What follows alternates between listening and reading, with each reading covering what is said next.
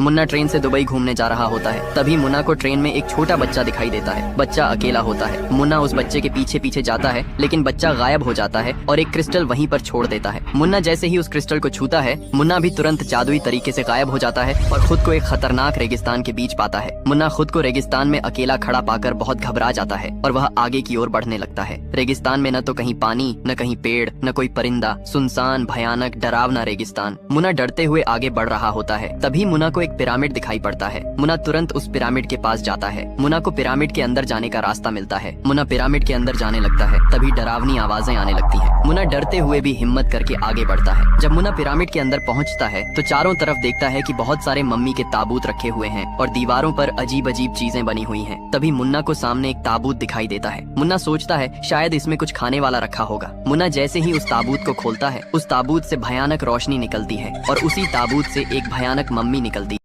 लेकिन इस रेगिस्तानी पिरामिड की रानी डार्क मम्मी मुन्ना के सामने बैठी थी। मुन्ना रोते हुए डार्क मम्मी से कहता है, आप लोग कौन हो और मैं यहाँ कैसे आ गया? डार्क मम्मी डरावनी आवाज में बोलती है, मुन्ना तुमको मेरी मदद करनी होगी। मुन्ना कहता है, कैसी मदद और क्या कह रही हो आप लोग? डार्क मम्मी कहती है, इजिप्ट के राजा को इस रेगिस्तान का सबसे खतरनाक शैडो बिच्छू उठा ले गया है। वह हमारे पिरामिड पर कब्जा करना चाहता है और सारी शक्तियाँ छीनना चाहता है। मुन्ना कहता है, मैं कैसे बचाऊंगा? मैं तो एक नॉर्मल इंसान हूँ। डार्क मम्मी कहती है, तुम नॉर्मल नहीं हो, तुम्हारे अंदर कुछ शक्तियां हैं। तुम ही हो जो इजिप्ट के राजा फिरौन को ला सकते हो। मुन्ना सहमत हो जाता है। डार्क मम्मी मुन्ना को हड्डियों से बनी हुई एक उड़ने वाली हड्डियों की बग्घी देती है। मुन्ना उस बग्घी पर बैठकर शैडो बिच्छू की तलाश में निकल जाता है। मुन्ना देखता है चारों तरफ रेगिस्तान ही रेगिस्तान, सिवाय रेत के कुछ भी नहीं नजर आता। कुछ देर बाद मुन्ना शैडो बिच्छू के इलाके में पहुंच जाता है। मुन्ना ऊपर से देखता है कि शैडो बिच्छू एक पहाड़ों वाले इलाके के बीच में रहता है, जहाँ चारों तरफ हड्डियां ही हड्डियां नजर आती हैं और बहुत सारे ताबूत पड़े दिखाई देते हैं। मुन्ना अपनी बग्घी को जमीन पर उतारता है। ऊपर से देखता है कि शैडो बिच्छू एक पहाड़ों वाले इलाके के बीच में रहता है, जहाँ चारों तरफ हड्डियां ही हड्डियां नजर आती हैं और बहुत सारे ताबूत पड़े दिखाई देते हैं। मुन्ना अपनी बग्घी को जमीन पर उतारता है और धीरे धीरे आगे बढ़ता है। थोड़ा आगे बढ़ने के बाद मुन्ना देखता है शैडो बिच्छू किसी की हड्डियां चबाकर खा रहा था। मुन्ना जोर से चिल्लाता है, शैडो बिच्छू,